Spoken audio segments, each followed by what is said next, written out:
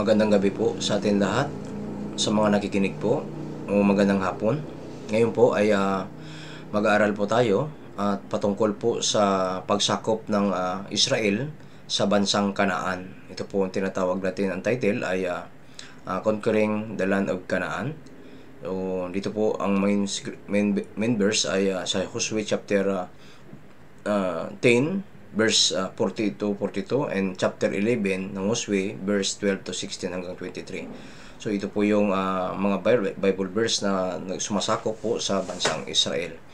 So ito po ay pag-aralan natin ay napakahalaga. Kaya simulan po natin ito sa pamamagitan po ng panalangin.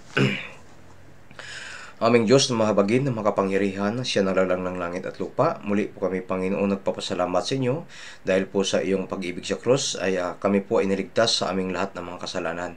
Kami noon ay nalalaman namin na may Diyos, subalit hindi po ito sapat, Panginoon, na kami po ay makapasok sa inyong kaharian, kaya kayo po ay nahabag at dahil po sa inyong pag-ibig, kami po ay naligtas. Kaya ngayon po ay patuloy po kami nabubuhay bilang mga anak ng Diyos at kami po ay nagpapalakas sa pamamagitan po ng inyong salita at ngayon po ay pag-aaralan po namin ang patungkol po sa pagsakop po ng mga Israelita sa bansang Kanaan at sa pamamagitan po ng inyong tulong. Kaya wala pong pinagkaiba ito sa mga tunay na naligtas sa panahon po ngayon dahil sa kanilang pamumuhay. Ito po ay ang pagsakop sa bansang Kanaan, ito din po ay pangako po ninyo sa mga Israelita at kayo po ay may pangako din sa mga tunay ng mga anak ng Diyos sa iyong kaharian. Kaya ngayon, Panginoon, ay kumilos po kayo sa pamamagitan po ng banal na Espiritu at ingatan niyo po kami at paunawain po sa aming Panginoon. Wala po kami magagawa kung wala po ang inyong tulong. Kaya sa inyo lang po kami, Panginoon, nagtitiwala mula po sa umpisa hanggang sa matapos. Ang lahat ng ito ay dinadalangin namin sa pangalan ng inyong anak, si Jesucristo. Amen. Okay. Dito po sa page 1, tingnan po natin dito ang layunin ng pag-aaral upang malaman kung paano nasakop ng mga Israelita ang bansang Kanaan sa pamamagitan ng tulong ng Diyos. Kaya dito ay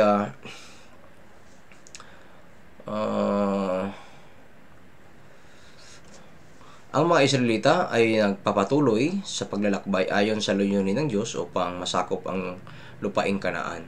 Ang ipinangako sa kanila ng Diyos bago sila makarating sa Kanaan, maraming mga bansa ang kanilang madadaanan na dapat nilang labanan upang sila magtagumpay hanggang sa makarating sa lupang ipinangako ng Diyos. Kaya sa kanilang mga ninuno, dahil sa kanilang pagsunod na may pananampalataya na sinasabi ng Diyos sa kanila ay sila ay nagtagumpay sa lahat ng kanilang pakikipaglaban. Kaya ang chapter 10 at chapter 11 ng Joshua ay dito po ang kwento tungkol sa pagsakop ng mga bansang Israel. Kaya nalalaman ng bansang ito, yung Israel, na ang pagsakop nila ay sa pamagitan po ng tulong ng Diyos. Kaya gayunpaman, bagamat sinakop ng Israel ang Kanaan, hindi buong napuksa ang mga kalaban nito. Kaya tingnan natin kung ano ba yung mga itinuturo ng Diyos dito sa pamamagitan ng pagsakop ng Israel dito sa bansang Kanaan. Ito po yung kahulugan ng digmaan sa Kanaan, papuntang Kanaan. Kaya palaging may mga laban sa buhay ng mananampalataya. So ito po yung anino ng pakikipaglaban ng mga Israelita sa mga bansang mga bayan na kanilang madadaanan. So wala pong pinagkaiba sa mga buhay Kristiyano ngayon na marami pong pagsubok na pinagdadaanan.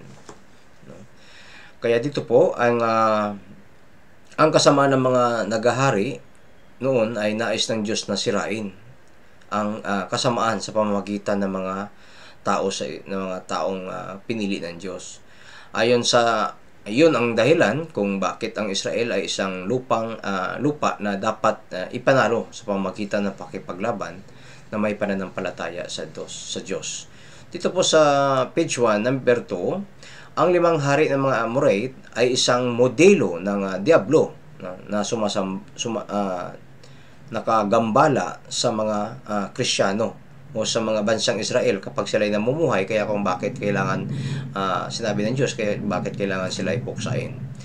Kaya ito po ay kasuklam-suklam sa harapan ng Diyos yung mga bansang nasa paligid na kanilang sasakupin. Kaya kapag ang isang tao ay halimbawa, isang taong na makasalanan at nagbago at nakipagsundo sa Diyos, ay siya ay maliligtas. So, kaso po, ang problema ay ito'y sinusubukan ng diablo na wasakin ang kanyang pananampalataya. Bagamat hindi po siya kuha ng diablo ang kanyang kaligtasan, subalit ang diablo kaya niyang wasakin yung pananampalataya ng isang tao at kaya niya maging walang kabuluhan ang isang tao sa harapan ng Diyos. Kaya sa ating script, kung makikita niyo po, dito po sa 1 Peter chapter 5 verse 8, no? Sa 1 Peter chapter 5 verse 8, makikita niyo po, i-check niyo po sa Biblia. Babasahin ko po para sa inyo. Magpakatalino kayo, magbantay kayo, ang diablo na inyong kaaway ay tulad ng liyong gumagala at umuungal na humahanap ng kanyang malalapa. So, ano pong ibig sabihin? Ang diablo o yung demonyo wala sa ibang inaabangan kundi yung mga Kristiyano, no? Yung mga taong gumagawa ng kasalanan. Kaya sabi dito, gumagala na parang leon, na umuungal na naghahanap ng kanyang malalapa. Yung leon na tinutukoy po ito pong hayop na napakalakas o napakatapang, na miserable. So ito din po yung kasalanan na darating sa isang mananampalataya upang siya po ay sisirain. Sa mga aklat ng Sagawa, chapter 14, verse 22, nandito din po. Sa Acts chapter 14, verse 22, sinasabi din po dito, na ipinapalakas ang mga kaluluwa ng mga alagad at pinapatatag ang loob nila na mananatili pa sa pananampalataya, at sinasabi na sa pamamagitan ng maraming mga kapigatian ay kailangang pumasok tayo sa kaharian ng Diyos. Kaya tinutukoy po ng Bibliang ito na lahat ng mananampalataya ay nakakaranas po ng mga kapighatian. So, kailangan po natin lagi na may kalakasan mula sa Diyos, na kahit anuman mangyari ay patuloy tayo sa paglalakbay patungo sa kaharian ng Diyos, na tulad ng paglalakbay ng mga Israelita patungo sa pangako ng Diyos ng Kanaan. Kaya maging tayo din naman po ng mga Kristiyano ay may pangako ang Diyos, no? Sa kanyang kaharian, na tayo po isang manlalakbay na tulad ng mga Israelita. Kailangan nating dumaan sa maraming mga kahirapan o kapighatian. Ito sa number 2, ang kalaban na dapat nating labanan. Sa page 2, sabi po dito, matapos maligtas, nagsimula ang digmaang espiritual kasama ang diablo, na dapat nitong mapagdaanan, no? At malampasan upang magtagumpay sa huli. So, malinaw po, sinasabi na kailangan matagumpayan ang pamumuhay bilang isang mananampalataya upang siya po ay makatanggap ng pangako ng Diyos. Sa Efeso chapter 6 verse 12, Efeso chapter 6 verse 12, dito po sa ating handouts, sabi po dito, basahin ko po, sapagkat ang ating pakikipaglaban ay hindi laban sa laman at dugo, kundi laban sa mga pinuno, laban sa mga may kapangyarihan, laban sa mga kapangyarihang di makikita na naghahari sa sanlibutan sa kadilimang ito laban sa mga hukbong espiritual ng kasamaan sa kalangitan. Nalinaw pong sinasabi, ang ating pakikipaglaban hindi po yung mga nakikita na mga bagay, kundi yung mga gawa ng diablo na hindi nakikita, yun ating pong mga kaaway. Maging ating isip ay matinding kalaban din po ito, no? Kaya ang pinakamakalaban ang pagdating po sa isang Kristiyano, ang pinakakalaban mismo niya ay una ay ang kanyang sarili, no? Na kapag mahina ito, siya po ay matatalo. Kaya ang kailangan ay maging malakas sa pamamagitan po ng pakikinig ng salita ng Diyos na may apply sa kanyang pamumuhay. Kaya sabi po dito, na di nakikita, naghahari sa sanlibutan sa kadiliman, ito'y laban sa hukbong espiritual ng kasamaan sa kalangitan. Sa number 1 po, dito po ay makamundong pag-iisip, no? Sa Roma chapter 8 verse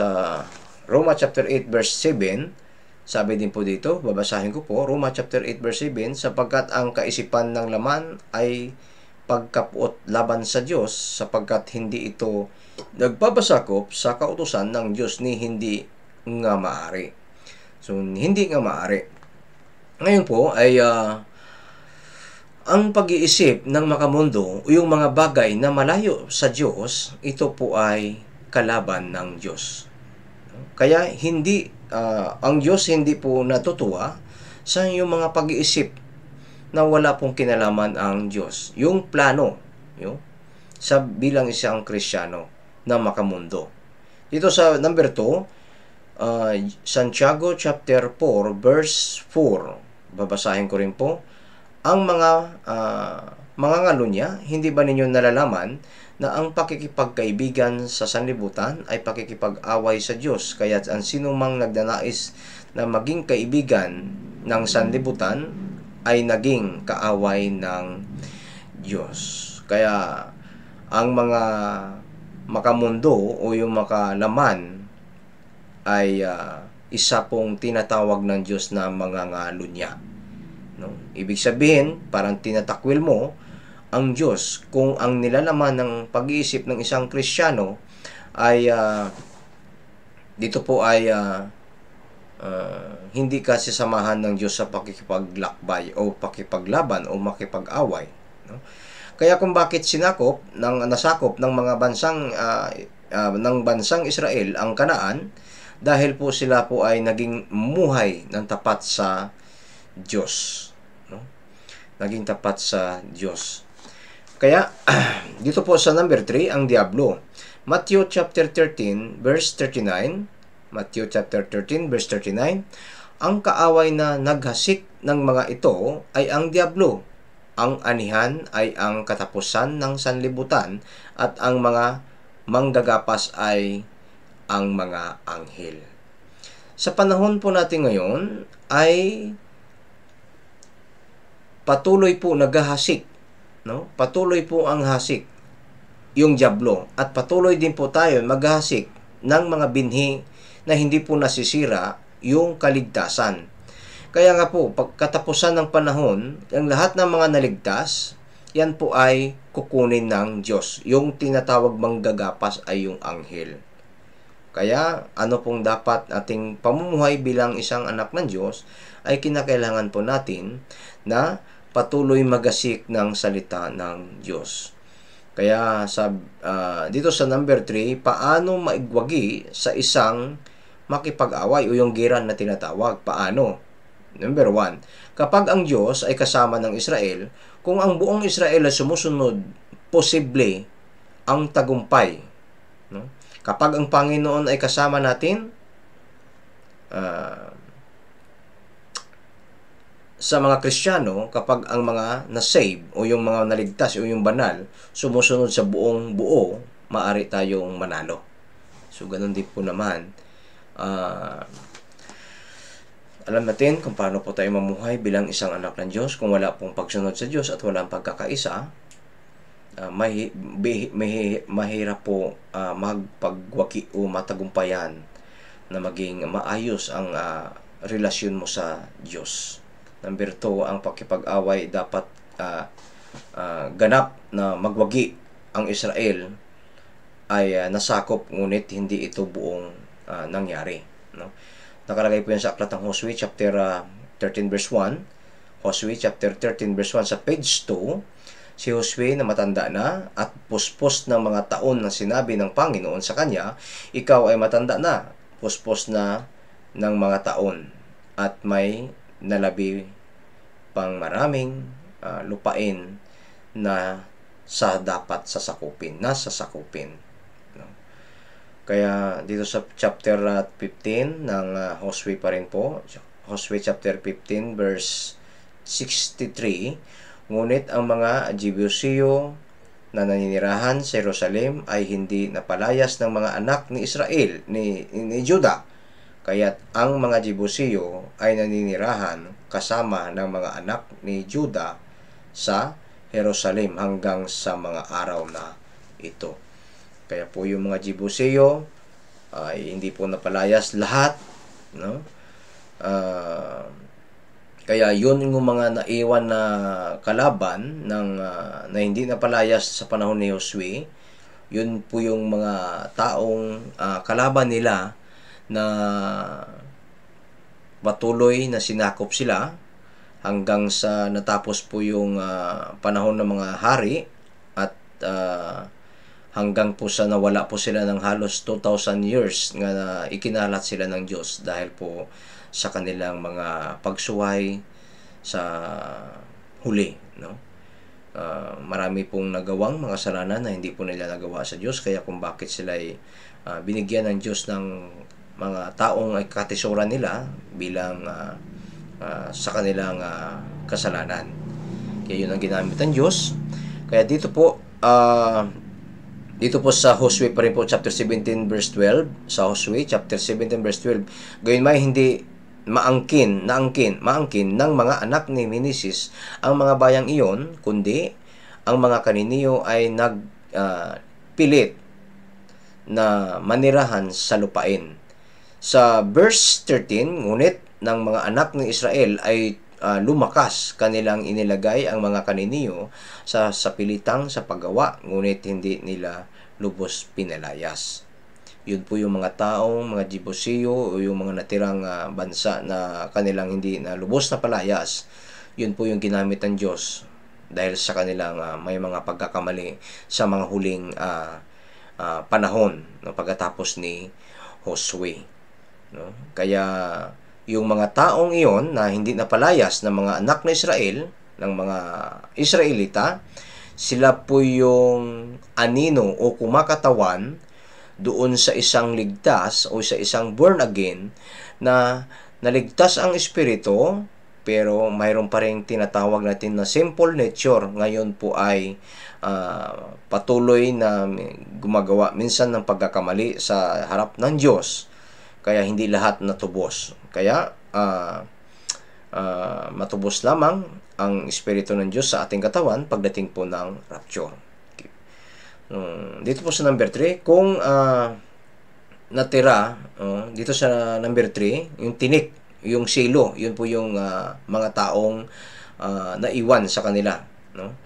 Sa Josue chapter 23 verse 13 ay alamin ninyong lubos na kung patuloy sa palalayasin ng Panginoon ninyong Diyos ang mga bansang ito sa inyong paningin, kundi sila'y magiging silo at bitag sa inyo, isang panghampas sa inyong tagiliran at mga tinik na inyong mga mata, tinik sa inyong mga mata hanggang sa kayo'y mapuksa dito sa mabuting lupaing na ibinibigay sa inyo ng Panginoon ninyong Diyos.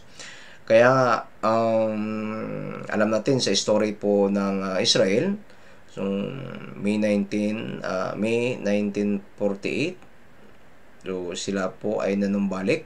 So yung mga taong nasa paligid po nila na ginamit ng Diyos, ito po yung tinutukoy din po dito. Kumbaga, naging tinik sa kanilang buhay.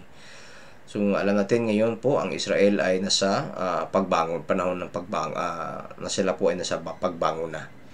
Ang mga bagay ng makalaman ay dapat lubusang labanan at lipunin, kung hindi man ay magpapatuloy itong maging isang tinik sa buhay ng mananampalataya. So yun po yung tinatawag na naging anino ng isang mga Israelita sa panahon nila, yung mga bansang mga bayang na sa paligid nila na hindi napalayas. So sila po yung mga tinik. Sa atin naman po yung mga kasalanang mga tinik sa atin, ayan po ay naghahadlang o nang humaharang sa ating maging tapat sa Diyos. Page 3, dito po ay ang pagsakop sa Southern Canaan. Tagumpay ang digmaan. No? Kapag sinunod natin ang kalooban ng Panginoon, maaari nating tanggapin ang tulong ng Diyos. No? Maaari kang maging tagumpay kapag nakikipaglaban ka sa mga kaaway sa pamamagitan ng pag-asa sa Panginoon. Basahin po natin dito po sa Hosea chapter 10 verse 8 hanggang 11. Dito po, sinabi ng Panginoon kay Josue, huwag mo silang katakutan sapagkat ibinigay ko sila sa iyong mga kamay. Walang lalaki sa kanila na nakakatayo laban sa iyo. Kaya't si Josue ay biglang dumating sa kanila, siya ay umahon mula sa Gilgal na sa buong magdamag ng verse 10, nilito sila ng Panginoon sa harapan ng Israel at kanyang pinatay sila sa isang kakikilabot na patayan sa Gileon at kanyang hinabol sila sa daang paahong sa Beth Horon at tinugis sila hanggang sa Asika at sa Makida. Verse 11, habang tumatakas sa harapan ng Israel, samantalang sila'y pababa sa Beth Horor, ay binagsakan sila ng Panginoon sa Asika ng malalaking bato mula sa langit at sila'y namatay. Higit na marami ang namatay sa pamamagitan ng mga batong grasiso kaysa pinatay ng mga anak ni Israel sa pamamagitan ng tabak. Kung makita po natin dito, ang pakikipaglaban ng mga Israel sa kanilang digmaan ay hindi lamang sila, kundi maging ang Diyos ay mas marami daw ang namatay sa gawa ng Diyos kaysa dun sa tabak ng mga Israel. So, ano pong ibig sabihin? Ang Diyos po mismo ang nakikipaglaban sa kanila. Maging sa ating po, mga Kristiyano, sa panahon po natin ngayon, kung tayo po ay nagtitiwala sa Diyos, at lubos natin itong buong puso na ang pamuhay o makipaglaban sa mundong ito na ipinagkatiwala natin sa Diyos, ang Diyos po ang nakipagtulungan sa atin, nakipaglaban. At hindi po tayo kumukuha ng lakas mula po sa ating sarili, kundi mula po doon sa Diyos ang kalakasan. Dito din po sa number 2, kapag taimtim tayong humihiling sa Diyos, ang ating mga panalangin ay sasagutin. Dito po sa Josue, ang panalangin ni Josue ay sinagot ng Diyos. Josue chapter 10 verse 12 to 13. Josue chapter 10 verse 12 to 13. Nang magkayoy, nagsalita si Josue sa Panginoon ng araw na ibinigay ng Panginoon ang mga Amoreo sa harapan ng mga anak ni Israel, at kanyang sinabi sa paningin ng Israel, araw, tumigil ka sa Gibeon, at ikaw, buwan, ay sa libis ng Ajalon. Verse 13, at ang araw ay tumigil at ang buwan ay huminto hanggang sa bansa ay nakakapaghiganti sa kanyang mga kaaway. So, dito po, hindi ba ito nakasulat sa aklat ni Jeser na sa ang araw ay tumigil sa gitna ng langit at hindi nagmadaling lumubog sa isang buong araw. Kaya makikita mo natin dito, kahit na ang mga salitang imposible na mga bagay nga nangyayari, kapag umasa tayo sa Diyos at hiniling ito po ay gagawin po ng Diyos. No? Kung sa tao imposible, pero sa Diyos wala pong imposible. Kung mayroong kang isang matinding pagnanais na labanan at manalo, tutulungan ka ng Diyos gawing itong imposible ng Diyos. Dapat tayong umasa sa Diyos upang labanan ang buong tapang. Sa Psalm chapter mga awit chapter 60 verse 12, dito sa page 6 page 3. Awit chapter 60 verse 12 sa inyong mga Biblia po, i-check po ninyo. Sabi po dito, kasama ng Diyos ay gagawa kaming may katapangan sapagkat siya ang tatapak sa aming mga kaaway. No? Kasamang gagawa na may katapangan. Siya, ang Diyos po mismo ang makikipag-away. Isang masidhing tagumpay. Dito po sa Josue chapter 10, verse 26, isang masidhing pagtatagumpay. Pagkatapos ay pinatay ni sila ni Josue at ibinitin sila sa 5 punong kahoy. Sila ibinitin sa mga punong kahoy hanggang sa kinaumagahan. Ang ating mga kasalanan ay dapat na ilabas sa harap ng Diyos hanggang sa wakas at wasakin ang pagtatapos ng Diablo. No? Wasakin ang gawa ng Diablo. Kapag ang Diablo natatalo sa ang masunuring mga Kristiyano, ang Diablo ay natatalo. Kaya ang nangyari sa kanya, nalulungkot. Kapag ginawa natin ang gawain ng Panginoon na dapat nating panghawakan ang salita ng Panginoon at gawin ito hanggang sa wakas. So, tulad ng number 2, tulad ng pagpapatuloy ng mga Israelita na sakupin ang Timog Hilaga, bahagi ng Kanaan, gayon din naman ang dapat tayo'y magpatuloy upang tirhan ang lupang ipangako ng makalangit. Kaya't dapat wasakin ang mga kasalanan sa buhay habang naglalakbay o namumuhay bilang isang anak ng Diyos. Pagsakop sa Hilagang Kanaan, chapter 11 po, dito, number 1, ang kalaban ng mga hilagang kakampi ng Kanaan, ito po ay isang anino ng Diablo. Si Satanas ay magiging mas aktibo sa mga huling araw nang ang mga timog ay na reliyon o yung sinakop ang natakot sa mga hari ng Hilaga, no? Ay nagtipon upang makiisa laban sa Israel. Yung tinatawag natin ito yung Gibeon. Kaya po ang Revelation chapter 12 verse 12, sinasabi po dito, Revelation chapter 12 verse 12, babasahin ko po, kaya't magalak kayo o makalangit o mga langit at kayong mga nanirahan diyan, kahabag-habag ang lupa at dagat sapagkat ang Diablo ay bumaba sa inyo ng may malaking puot, palibhasay alam niya na maikli na lamang ang kanyang panahon.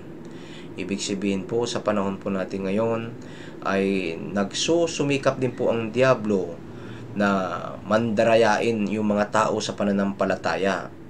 No? Nagsisikap siya kasi sabi po dito, nalalaman niya na malapit na ang kanyang panahon. So, ibig po sabihin, kapag marami pong mga taong naliligtas sa pamamagitan po ng mga Bible seminar, ay nalalapit na po ang kanyang pagkawasa kapag kakulong. No? Pagkakulong na ng Diablo. Kaya, sa mga Kristiyano ay dapat pong maging wais, maging matalino na huwag po tayong magkiisa, makibahagi sa mga bagay ng Diablo para po ang Diyos ay kumilos din po sa bawat isa. Di po sa number 2 po, ito po sa number 2, dapat mong matagumpayan ito ng maayos habang pinanghawakan ang salita ng pangako na binibigkis pa ng iyong puso. So, ibig sabihin, kung bakit natin pong pinag-aralan ang pagsakop ng bansang Kanaan, ay sila tinutulungan ng Diyos dahil po sila ay naging tapat sa kanilang pamumuhay. So, maging tayo din naman po ay dapat maging tapat bilang mga anak ng Diyos na sumunod sa kanyang gawain. May apply ang ating mga napakinggan upang ang Diyos po ay kumilos din po sa atin na katulong natin sa ating buhay. Wala pong magagawa ang isang Kristiyano kung wala po ang tulong ng Diyos. Wala din po magawa ang mga Israelita kung wala po sila tulong mula sa Diyos. Ganap na asahan ang biyaya na ibinigay sa atin. No? sikreto ng tagumpay ng Israel. Number 1, tagumpay sa tulong ng Diyos. Hosea chapter 11 verse 8, ibinigay sila ng Panginoon sa kamay ng Israel sa kanilang pinuksa at hinabol sila hanggang sa malaking Sidon at hanggang sa Misrepot, Maim, at hanggang sa libis ng Mispa sa dakong silangan, at pinatay nila sila hanggang sa wala silang iniwan sa kanila na nalabi. So, kung bakit pinapatay lahat ng Panginoon ang lahat ng mga taong nadadaanan ng mga Israelita. So, para bang makita natin dito, para bang wala ang awa ang Diyos. Kaso po ang problema, sila po ay kasuklam-suklam sa harapan ng Diyos. Hindi sila kumikilala sa Diyos. Itong mga taong ito, kung bakit sila ay kasuklam-suklam sa harap ng Diyos, sila po ang anino ng gawa ng Diablo o yung kasalanan na sa ating buhay. Kaya ang kasalanan pagdating po sa harap ng Diyos ay kasuklam-suklam pagdating po sa Diyos. Kaya kung bakit ito po ating pinag-aralan, dahil ito po yung makukuha natin kung bakit ay tagumpay nakapasok ang bansang Israel sa Kanaan. So, ganun din po naman sa atin, na may matagumpayan din po natin yung ating Christian life hanggang sa pagpasok natin sa kaharian ng Diyos. Number 2, kumpletong sumusunod sa bayan si Josue. Ito po yung pinakasekreto kung bakit. Kailangan lang ang Israel ay kumpleto yung bansang Israel na sumunod. Kailangan na nila yung tulong ng Diyos. Yun lang yung kailangan nila, yung tulong ng Diyos. Kumbaga, malakas sila, malakas ang Israel, pero kung wala pong tulong ang Diyos, wala pong magagawa. Maging sa atin, ang Kristiyano, kahit sapat ang kanyang pangangailangan, o maganda ang kanyang pangangatawan, no? Pero kung wala po ang tulong sa kanya, ang Diyos sa kanyang buhay Kristiyano, kahit gaano man sa kagaling, hindi po ito kumikilos ang Diyos. Dito po sa Hosea chapter 11 verse 9 to 12, babasahin ko po. Hosea chapter 11 verse 9 to 12. Ginawa ni Josue sa kanila ang gaya ng inuutos ng Panginoon sa kanya, kanyang pinalayas ang kanilang mga kabayo at sinunog ng apoy ang kanilang mga karwahe. Bumalik si Josue ng panahong iyon at sinakop ang Saor at pinatay ng tabak ang hari nito, sapagkat ang Hasor ay puno ng lahat ng mga kahariang iyon. Verse 11, kanilang pinatay ng talim ng tabak ang lahat ng taong naroon na kanilang lubos na nilipol. Walang naiwan na may hininga at kanyang sinunog ang Hasor. Verse 12, lahat ng mga lunsod ng mga haring iyon at lahat ng mga hari ng mga iyon ay sinakop ni Josue at kanyang pinatay silang natalim ng tabak at lubos na nilipol sila, gaya ng inuutos ni Moises na lingkod ng Panginoon. So, gaano po miserable yung patayang ito, no? Dahil po sa tulong ng Diyos kay Josue. Kaya kung napansin niyo po kanina sa verse chapter 10, no? Verse 12 to 13, kung gaano po ang panalangin ni Josue na maging yung araw ay napahinto o hindi lumubog, dahil si Josue ay desididong-desidido na matapos po ang pakikipaglaban. Kumbaga, wala siyang suko, no? Hindi siya sumuko. Kaya makikita po natin na yung pakikipaglaban na sincero sa buhay, ito ay pinapakinggan ng Diyos. Sino ang pinakinggan ng Diyos? Tanging Josue lamang. At dahil sincero siya na matapos ang pakipagdigma, kaya hiniling niya sa Diyos na huminto ka araw sa Gibeon. So, ibig po sabihin, walang gabing nangyari, kundi tuloy-tuloy ang araw, dahil gusto ni Josue na matapos ang pakipaglaban, hindi na pinapabukas. Kasi kapag pinapabukas pa, no, hindi maganda. Kaya dapat kung anong gabi, kung anong araw, dapat ay matapos na. Kaya dito po sa Hosea chapter 11 verse 15 kung paano nag-utos ang Panginoon kay Moises sa kanyang lingkod ay gayon din ang utos ni Moises kay Josue at gayon ginawa ni Josue na wala siyang iniwang hindi ginawa sa lahat ng inuutos ng Panginoon kay Moises. Ang mga bagay na hindi dapat gawin ng hari ng Israel ay huwag maglagay ng maraming pera sa mga kabayo o sa mga maraming asawa o kayamanan. Sa Deuteronomy chapter 17 verse 16 to 17. So dito po ay may babala ang Diyos na huwag mag-imbak ng mga pera, kayamanan, kabayo. Bakit po? Dahil kapag mayroon po nito ang isang hari sa Israel o yung mga pinili ng Diyos, ano pong mangyari? Hindi sila aasa sa tulong ng Diyos kasi mayroon silang inimbak o kabayo, karwahe, pera, kayamanan. Kaya maaring wala po silang tiwala sa Diyos kapag mayroon pong ganito. Kaya hindi pinapahintulutan ng Diyos. No? Ganon din naman sa mga Kristyano. Alam mo, pag may pera ka at mayroon ka, wala kang panalangin sa Diyos. Hindi ka magtitiwala. Bakit? Alam mo na mayroon ka. Kaya hindi mo kailangan ng tulong ng Diyos. Kaya hindi pinapahintulutan ng Diyos na minsan yung mga Kristyano ay mayroon pong mga ganito. Kailangan nating umasa sa tulong ng Diyos sa lahat ng bagay. Dapat tayong malaya na mula sa makamundong pamamaraan, makatwirang mga problema at mga material na bagay na higit nating inaasahan kaysa Diyos sa ating relihosong buhay. Bakit ganito po ang pagkasabi niyo? Parang mahigpit ba ang Diyos pagdating sa mga material na bagay? Para wala na ba tayong karapatan? Hindi po. Kasi pag ganyan ang nangyayari, ang laman ng ating isip, ang laman ng isang isip na isang Kristyano, ganun na po. Ay paano pag biglang nag-rapture, haharap pa sa Diyos, ang laman ng isip mo iba, hindi yung Diyos. Ano sabi po ng Diyos? Mahalin mo yung Diyos ng buong puso mo, ng buong kaluluwa mo, na gaya ng inyong sarili. So, ganun po ang ibig pong sabihin. Dito sa number 3, paghimagsik ng mga kaniniyo. Sa Hosea chapter 11 verse 20, Hosea chapter 11 verse 20, sapagkat pinagmatigas ng Panginoon ang kanilang puso upang pumaroon laban sa Israel sa pakikipaglaban upang kanilang mapuksa silang lubos at huwag silang magtamo ng biyaya kundi kanyang mapuksa sila gaya ng inuutos ng Panginoon kay Moises.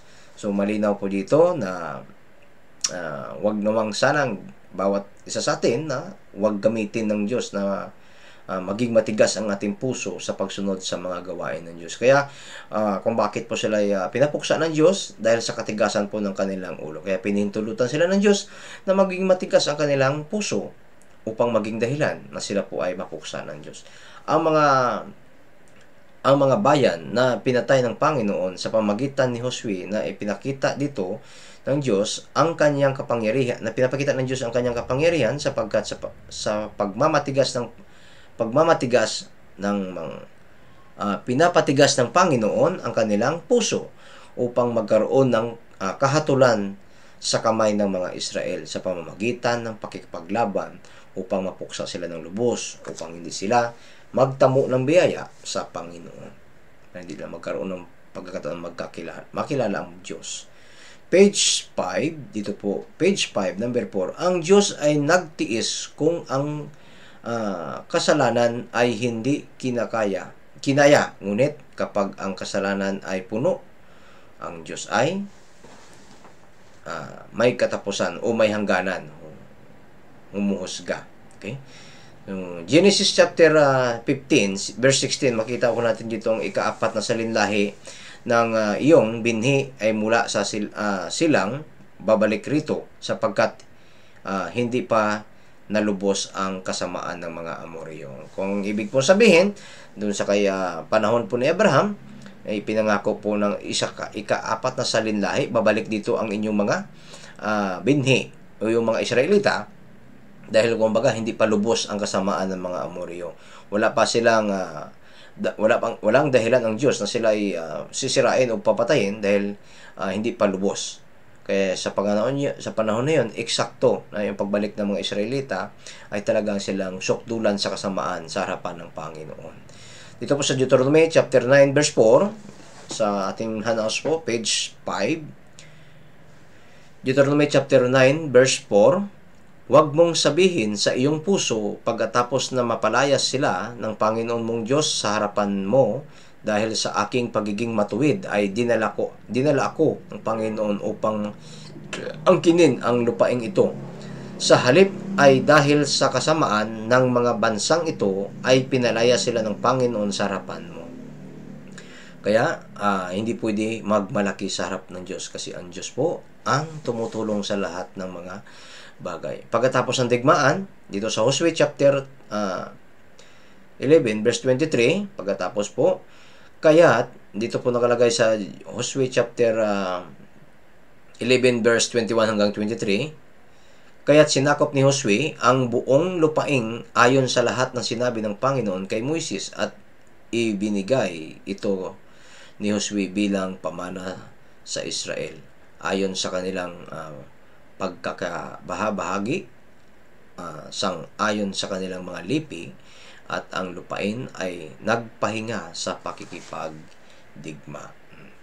Dapat nating pasukin ang lupain ng Kanaan, sakupin ito at ariin o angkinin ng buong buo. Ipinamahagi ni Josue sa bawat lipi ng Israel ang lupaing kanilang sinakop ayon sa pangako ng Diyos.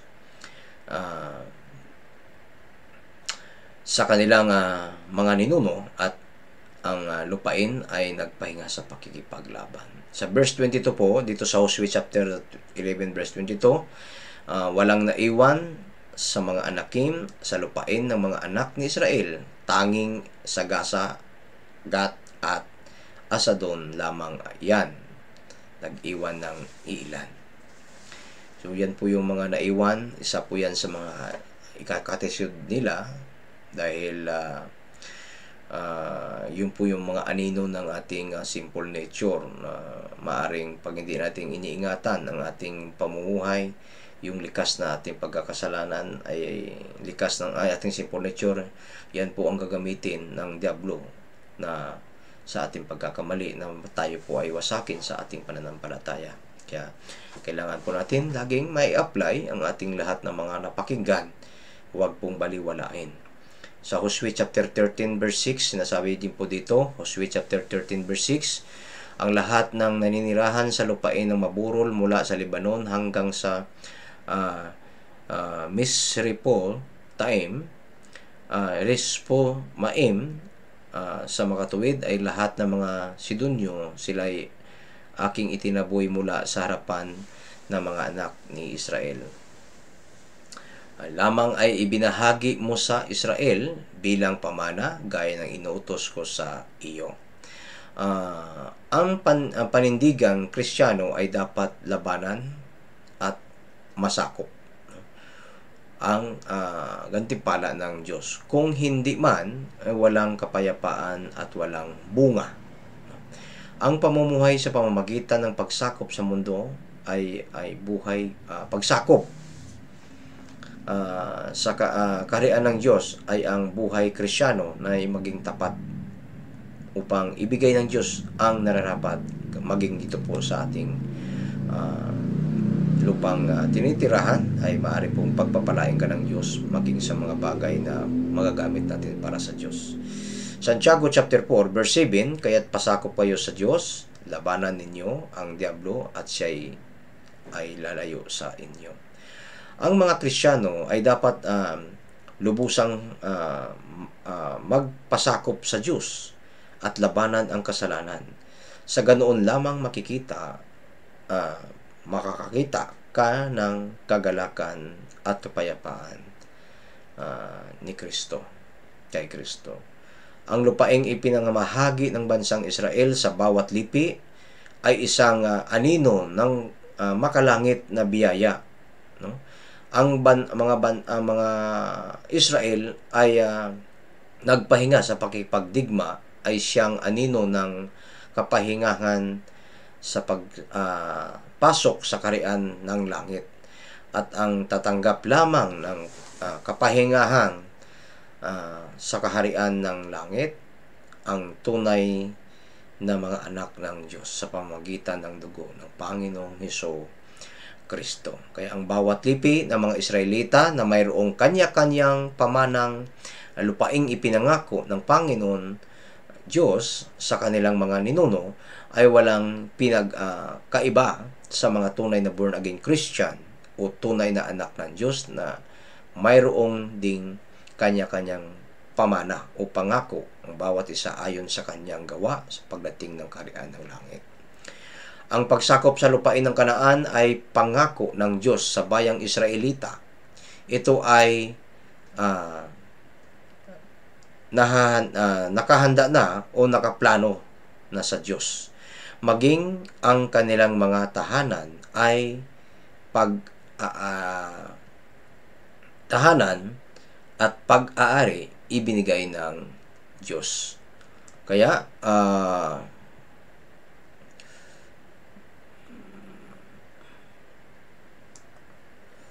dito po sa page 6,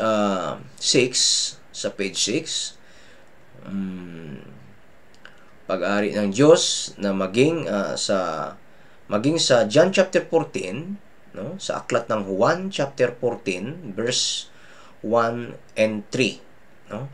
Mayroong pangako ang Diyos sa kanyang mga anak na mayroong tahanan sa langit na inihanda para sa tunay na mananampalataya o mga tunay na ipinanganak na muli. Babasahin po natin sa John chapter 14 verse 1 to 3. Dito po sa John chapter 14 verse 1 to 3. Huwag mapagabag ang inyong puso, sumampalataya kayo sa Diyos, sumampalataya rin naman kayo sa akin. Sa bahay ng aking ama ay maraming tahanan. Kung hindi gayon, sasabihin ko ba sa inyo, ako'y pumaroon upang ihanda ko ang lugar para sa inyo. Verse 3. At kung ako'y pupunta roon at maihanda ko ang isang lugar para sa inyo, ako'y babalik at ako'y tatanggapin ko. Kayo'y tatanggapin ko sa aking sarili upang kung saan ako naroroon, kayo rin ay naroroon. Ang biyaya ng makalangit ay matupad sa araw ng Panginoon sa langit. Gaya ng habang nabubuhay ang mga anak ng Diyos sa mundong ito ay dapat maging dapat nating gawin ang kalooban ng Diyos. Anong kalooban ng Diyos? Ito po sa Revelation chapter bilang mga anak ng Diyos, Revelation chapter 1 verse 13, maging sa Revelation chapter 22 verse 12, ito po yung pangako ng Diyos tungkol po sa kanyang pagbabalik, no? Sa Revelation chapter 1 verse 3, mapalad ang bumabasa at nakikinig ng mga salita ng propesya at tumutupad sa mga bagay na susulat sapagkat ang panahon ay malapit na. Ano pong ibig sabihin? Lahat yung mapalad, ano po? Yung bumabasa, araw-araw ng pagbabasa, nakikinig, mga sermon, Wednesday, Sunday, fellowship, lahat ng gathering, at lahat ng mga propesya, ano daw po? At tumutupad. Ano pong mga tumutupad? Pagtupad sa mga bagay nga nasusulat sapagkat ang Panginoon malapit na. Ano po yung pagtupad? Ito po yung tinatawag natin na 4 element. No? Ano po yung 4 element? Words of God. Ano pa po? Ay yung prayer, no? Fellowship, evangelism. Yun po yung kalooban ng Diyos. Kasi kapag humarap tayo sa Diyos, mayroon pong mapapahiya, mayroon din pong pupunta sa impyerno, at mayroon din pong pupuntang gantimpala. Sinasabi po yan sa Daniel chapter 12 verse 2. No? Basahin din po natin Revelation chapter 22 verse 12. Dito po sa page 6, last page, Revelation chapter 22 verse 12. Ako'y malapit nang dumating at dala ko ang aking gantimpala upang gantihan ang bawat isa ayon sa kanyang ginawa. No? Kaya bilang sa pagsakop sa bansang Kanaan ay ang mga Israelita sa kanilang pamumuhay naging tapat sila at maging masunurin. Upang maging tagumpay ang sekreto po nila, kailangan po nila yung tulong ng Diyos sa kanila. tinulungan sila ng Diyos. Bakit? Sincero silang masakop ito. Tinulungan sila ng Diyos dahil naging tapat sa kanilang pamumuhay. Maging ganun din po sa ating mga Kristiyano. Kailangan po natin na maging maayos ang ating relasyon sa harapan ng Diyos. Tulad na lamang po nito, 1 Peter chapter 3, verse 15 to 16, sa ating handouts po, 1 Peter chapter 3, verse 15 to 16, kundi sa inyong mga puso ay pakabanilin ninyo si Kristo bilang Panginoon. Lagi kayong maging handa na ipagtanggol ang bawat taong humihingi sa inyo ng katwiran ang tungkol sa pag-asa na sa inyo. Subalit, pero ano daw po? Gagawin ito, verse 16. Ngunit gawin ito ng may kaamuan at paggalang. Ingatan ninyong malinis ang budhi upang kapag kayo'y inilipusta ang mga nagsasalita laban sa inyong mabuting paraan ng pamumuhay kay Kristo ay mapahiya. Ano pong ibig sabihin? Ano ba yung may pag-asa ang isang tao? Anong pag-asa na sa atin? Yung kaligtasan ang pag-asa sa atin, no? Kaya sabi dito, kung balikan natin verse 15, kundi sa inyong puso ay pakabanalin ninyo si Kristo bilang Panginoon. Lagi kayong maging handa na ipagtanggol ang bawat taong humihingi sa inyo ng katwiran ang tungkol sa pag-asa na sa inyo.